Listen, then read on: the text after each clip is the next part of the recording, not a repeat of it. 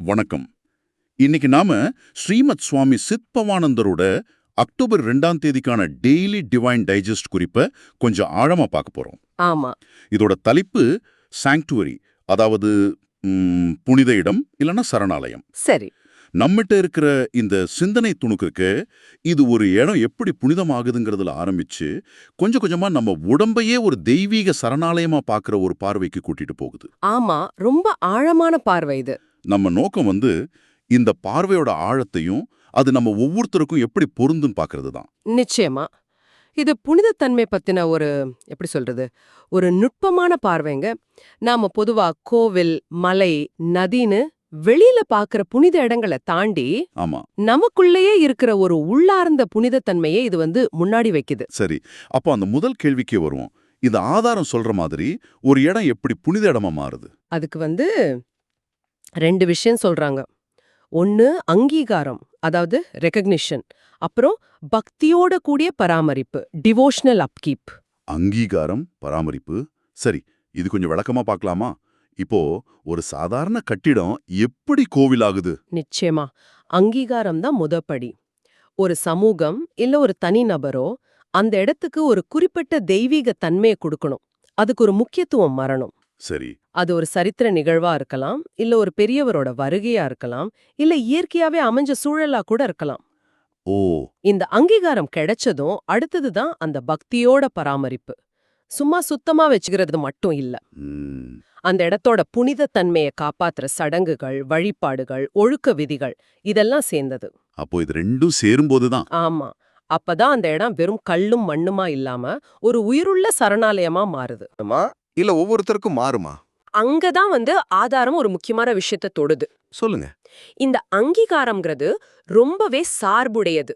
சப்ஜெக்டிவ்னு சொல்லுவோம் இல்லையா? ஆமா. ஒரு குழுவுக்கு இல்ல ஒருத்தருக்கு ரொம்ப புனிதமா தோன்ற ஒரு இடம் இன்னொருத்தருக்கு ரொம்ப சாதாரணமா தெரியலாம். இல்ல அதுல ஒண்ணுமே இல்லைன்னு கூட தோணலாம். ஓ, அப்படியா? ஆமா. இது அவங்க நம்பிக்கை, கலாச்சாரம், அவங்க வளர்ந்த விதம், இப்படி நிறைய விஷயங்களை சார்ந்தது.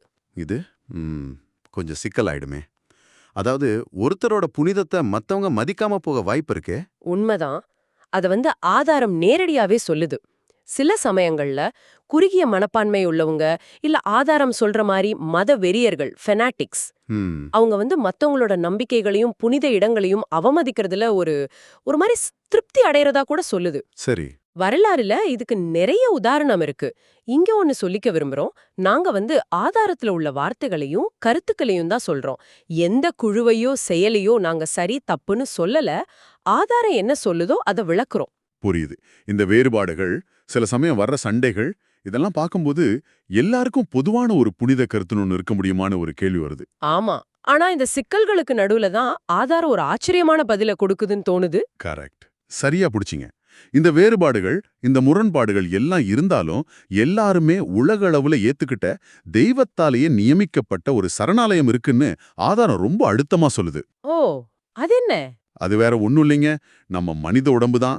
இதுதான் இந்த பகுதியோட மையமான கருத்து. ரொம்ப சக்தி வாய்ந்த ஒண்ணு. மனித உடலே ஒரு சரணாலயமா? இது கேக்குறதுக்கு எளிமையா இருந்தாலும் இதோட தாக்கம் ரொம்ப பெருசு இல்லையா? நிச்சயமா. நிச்சயமா நியமிக்கப்பட்டதுன்னு சொல்றாங்களே, அதுக்கு என்ன அர்த்தம்?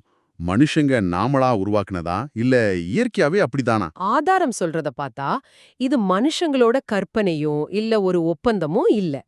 படைப்பிலேயே அந்த தெய்வீக சித்தத்தால அது ஒரு சரணாலயமா நியமிக்கப்பட்டிருக்குன்னு சொல்லுது. ஓஹோ. அதாவது பாருங்க, கோயில்களை நாம கட்டுறோம், புனிதமாக்குறோம். ஆனா நம்ம உடம்போட புனித தன்மைங்கிறது அதுக்கும் மேல, அது உள்ளேயே இருக்கு, படைப்பிலேயே நமக்கு கொடுக்கப்பட்டதுங்கிற மாதிரி. அப்போ இந்த உடம்பு நமக்கு சொந்தமா இல்ல நாம அதை பாத்துக்கிற பொறுப்பாளர்களா? ஆதாரம் இன்னும் ஒரு படி மேல போய் மனிதன் தன் உடம்ப அத படைச்சவரோட ஆலயம் மாதிரி பார்க்க கடமைப்பட்டிருக்கான்னு சொல்லுது. ஒப்ளைஜ்ட்னு ஒரு வார்த்தை வருது. கடமைப்பட்டிருக்கான். ஆமா. இது சும்மா ஒரு அறிவுரை இல்ல. ஒரு கடமை, ஒரு பொறுப்பு. உடம்ப நாம அனுபவிக்கிற ஒரு பொருள்ங்கிற பார்வையில இருந்து அது இறைவன் இருக்கிற கோயில், அதை நம்ம ஜாக்கிரதையா பாத்துக்கணுங்கிற நிலைக்கு நம்மள உயர்த்துது. இந்த பார்வை தனி மனுஷனோட ஒழுக்கத்துக்கு மட்டும் இல்ல, சமூக அளவுலயும் இது ரொம்ப முக்கியமா இருக்கும் போல இருக்கே. ஏன்னா அடுத்ததா ஆதாரம் சொல்ற விஷயம் கவனிக்க வேண்டிய ஒண்ணு. ஆமா. அடுத்து என்ன சொல்றாங்கன்னா, ஒரு காலத்துல ஒரு குறிப்பிட்ட குழுவுக்கு வெளியே இருந்தவங்கள குறிக்க பயன்படுத்தியிருக்கலாம். அப்படிப்பட்ட பிற மதத்தினர், ஏலியன்ஸ் அல்லது நம்பிக்கையற்றவர்கள், இன்ஃபிடல்ஸ் அப்படின்னு சொல்லப்படுறவங்களையும் கூட நாம சரியான மரியாதையோட நடத்தணும்னு சொல்லுது. ஏன் அப்படி? ஏன்னா அவங்களோட உடம்பும் சரணாலயம்தான். இதுதான் அந்த இணைப்பு. ஓ, சரி சரி. அவங்க நம்பிக்கை வேறையா இருக்கலாம், பழக்க வழக்கம் மாறா இருக்கலாம். ஆனா அடிப்படை உண்மை என்னன்னா அவங்க உடம்பும் படைச்சவரோட இருப்பிடம்தான். அதனால அவங்களும் மரியாதைக்குரியவங்க. இது எல்லா வேறுபாடுகளையும் தாண்டி மனித உயிரோட மதிப்பு பத்தி பேசுது. ஆமா ஆமா, நீங்க சொல்றது சரிதான். இந்த இடத்துல ஆதாரம் பயன்படுத்துற ஏலியன்ஸ், இன்ஃபிடல்ஸ் மாதிரி வார்த்தைகள் இப்போ நமக்கு கொஞ்சம் கடுமையா தோணலாம். ஆமா, ஆனா நீங்க சொன்ன மாதிரி அது அந்த காலத்து சூழல்ல அவங்க குழுவுக்கு வெளியே இருந்தவங்கள குறிக்க பயன்படுத்தப்பட்டிருக்கலாம். அந்த வார்த்தைகளை நாம ஏத்துக்கலைனாலும் அது சொல்ற செய்தி முக்கியம். அதான் அந்த செய்தி என்னன்னா வேறுபாடு பார்க்காம எல்லாருடைய உடலும் புனிதமானது, அதனால எல்லாரையும் மதிக்கணும். இதுதான் முக்கியம். இந்த உலகளாவிய புனிதத்தன்மைங்கிற கருத்து வெறுப்பையும் பிரிவினையையும் தாண்டி போக ஒரு ஆன்மீக அடித்தளத்தை கொடுக்குது. இது நிஜமாவே யோசிக்க வைக்குது.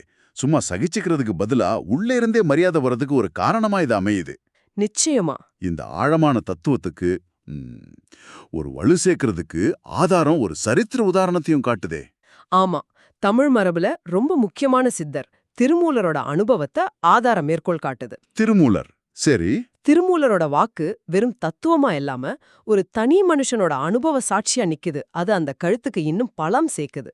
திருமூலரோட அந்த பயணம் எப்படி இருந்துச்சு? அவர் ஆரம்பத்துல உடம்ப பத்தி என்ன நினைச்சாரு? திருமூலர் சொல்றாரு, முன்னெல்லாம் நான் இந்த உடம்ப அசுத்தமான அழுக்கு நிறைஞ்ச ஒரு சுமை, ஒரு டர்ட்டி பர்டன் அப்படின்னு கேவலமா நினைச்சேன் அப்படின்னு. ஓ, இது நம்மள நிறைய பேருக்கு கூட உடம்பு சரியில்லாதப்போ, இல்ல வயசாகும்போது, இல்ல மனசு சரியில்லாதப்போ இப்படி தோணலாம் இல்லையா? ஆமா, தோண வாய்ப்பு இருக்கு. உடம்ப ஒரு தடையா, பாரமா உணர்றது. ஆமா, ஆனா திருமூலரோட பார்வை அதோட நிக்கல.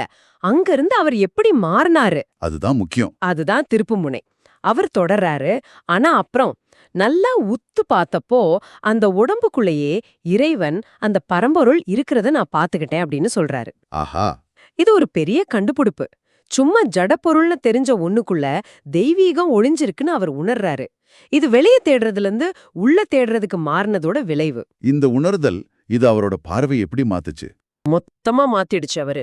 கடைசியா சொல்றாரு, இப்ப இது ஒரு புனிதமான ஆலயம், ஒரு சாங்சுவரிங்கிறத தெரிஞ்சுக்கிட்டு நான் ரொம்ப கவனமா இத போற்றி பாதுகாக்கிறேன் அப்படின்னு சொல்றாரு. அடேங்கப்பா, எவ்வளோ பெரிய மாற்றம் பாருங்க. ஆமா, உபயோகமில்லாத சுமைன்னு நினைச்சது இப்போ போற்றி பாதுகாக்க வேண்டிய கோயிலா மாறிடுச்சு. வெறுப்புல இருந்து பக்திக்கு மாறின ஒரு பயணம் இது. இந்த போற்றி பாதுகாக்கிறேன் அப்படிங்கிற வார்த்தை ரொம்ப அர்த்தம் உள்ளது மாதிரி இருக்கு.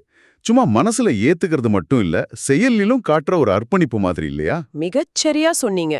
அது ஒரு செயல்நிலை, ஆக்டிவ் ஸ்டேட். அந்த சரணாலயத்தோட புனிதத்தன்மைய காக்கவும் பேணவும் வேண்டிய கடமைய உணர்ந்து செயல்படுறத குறிக்குது. வெறும் அறிவா நிக்காம அது வாழ்க்கையோட ஒரு அங்கமா மாறுது. திருமூலரோட இந்த மாற்றம் உடல் ஒரு ஆலயம்ங்கிற கருத்து வெறும் கற்பனை இல்ல, அது அனுபவத்துல உணரக்கூடிய உண்மைங்கிறதுக்கு ஒரு பலமான சான்றா நிக்குது. இந்த முழுசா நாம பேசுனதுல இருந்து நாம எடுத்துக்க வேண்டிய முக்கியமான செய்திகள் என்னென்னு கொஞ்சம் தொகுத்து பார்க்கலாமா? பார்க்கலாமே. முதல்ல, ஒரு புனித இடங்கிறது சும்மா ஒரு இடம் இல்ல, அதுக்கு அங்கீகாரம் வேணும். அப்புறம் பக்தியோட தொடர்ந்து அதை பராமரிக்கணும். இது பாயிண்ட். சரி. ரெண்டாவதா, புனிதத்தன்மை பத்தின கருத்துக்கள் நபருக்கு நபர், குழுவுக்கு குழு மாறும். சில சமயம் இந்த வேறுபாடுகள் தப்பான புரிதல்களுக்கும், ஏன் சண்டைகளுக்கு கூட வழிவகுக்கும்னு ஆதாரம் சொல்லுது. ஆமா. மூணாவதா, இந்த எல்லா வேறுபாடுகளையும் தாண்டி நம்ம மனித உடம்பே ஒரு உலகளாவிய தெய்வத்தாலேயே அமைக்கப்பட்ட சரணாலயம். இதுதான் இந்த ஆதாரத்தோட மையக்கருத்து. இது படைச்சவரோட கோயிலுங்கிறதால அதை போற்றுறது நம்ம கடமை. நாலாவதா, இந்த உலகளாவிய புனிதத்தன்மைங்கிற பார்வை நாம மத்தவங்கள அவங்க எந்த பின்னணியிலிருந்து வந்தாலும் சரி, அவங்கள எப்படி உள்ளார்ந்த மரியாதையோட நடத்தணுங்கிறதுக்கு ஒரு ஆழமான ஆன்மீக அடிப்படையை தருது. இறுதியா, அஞ்சாவதா, திருமூலரோட அந்த அனுபவம் உடம்ப ஒரு சுமையா பார்த்ததிலிருந்து அதுக்குள்ள இருக்கிற தெய்வத்தை உணர்ந்து அது ஒரு புனிதமான கோயிலா போற்றுனது. இந்த முழு கருத்துக்குமே ஒரு நடைமுறை சான்றா இருக்கு, ஒரு நம்பகத்தன்மையை கொடுக்குது. இப்போ இந்த கருத்துக்கள் எல்லாம் உங்களுக்கு எப்படி பொருந்தும் நீங்க கொஞ்சம் யோசிச்சு பார்க்கலாம்.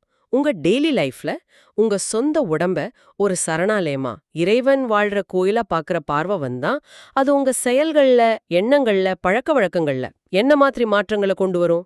ஆமா. உதாரணத்துக்கு, நீங்க சாப்பிடுற சாப்பாட தேர்ந்தெடுக்கும்போது, அது சும்மா பசியாத்துறதுக்கு மட்டுமா? இல்ல இந்த ஆலயத்துக்குள்ள போற நைவேத்தியம் மாதிரியா? சரிதான். உங்க ஓய்வு, உங்க தூக்கம், உங்க உடற்பயிற்சி இதெல்லாம் இந்த ஆலயத்தை பராமரிக்கிற செயல்களா மாறுமா? அதே மாதிரி, மனசளவுல நெகட்டிவான எண்ணங்கள், கோபம், பொறாம இந்த மாதிரி உணர்வுகள் வரும்போது, அதெல்லாம் இந்த சரணாலயத்தோட தூய்மைய கெடுக்குதுன்னு உணர முடியுமா? நம்ம பேச்சும் செயலும் இந்த கோயிலோட பெருமைய காப்பாத்துற மாதிரி இருக்கணும்னு ஒரு உணர்வு வருமா? உடல் நலத்தை பாத்துக்கிறதுங்கிறது சும்மா ஆரோக்கியமா ரொம்ப நாள் வாழணுங்கிறத தாண்டி ஒரு புனிதமான கடமையா அந்த ஆலயத்தை பேணுற வழிபாடாவே மாறலாம். உடம்புக்கு வர நோய்களை கூட ஆலயத்தை சரி பண்ற வேலையா பார்க்க முடியுமா? இது ஒரு ஆழமான உள்நோக்கிய பார்வைக்கு கூட்டிட்டு போகுது. உடம்ப வெறும் கருவியா பார்க்காம ஒரு உயிருள்ள புனிதமான இடமா பார்க்கும்போது சுய கவனிப்பு, அதாவது செல்ஃப் கேர், அதுவே ஒரு ஆன்மீக பயிற்சியா மாறிடுது. இறுதியா, உங்களை இன்னும் கொஞ்சம் சிந்திக்க வைக்கிற ஒரு கேள்வியோட முடிக்கலாம்னு நினைக்கிறேன். கேளுங்க. இந்த ஆதாரம் சொல்ற மாதிரி, நம்ம உடம்பு ஒரு சரணாலயம்னா, அதுக்கு தேவைப்படுற பராமரிப்பு அப்புறம் பக்தி, இது என்ன? நல்ல சாப்பாடு, உடற்பயிற்சி, சுத்தம், இதெல்லாம் வெளியே தெரிகிற பராமரிப்பு. ஆனா இந்த பக்திங்கிறது எதெல்லாம் சேர்ந்தது? உங்க எண்ணங்களோட தரம், உங்க உணர்ச்சிகளோட சமநிலை, நீங்க செய்யற தியானம் இல்ல பிரார்த்தனை, மத்த உயிர்கள்கிட்ட நீங்க காட்டுற கருணை, இதெல்லாம் அந்த சரணாலயத்தை பராமரிக்கிறதுல, அதோட புனிதத்தன்மையை உயர்த்துறதுல எப்படி பங்கு வகிக்க முடியும்? இந்த பக்தியோட உண்மையான பரிமாணங்கள் என்னவா இருக்கும்? இதை நீங்களே கொஞ்சம் யோசிச்சு பாருங்க.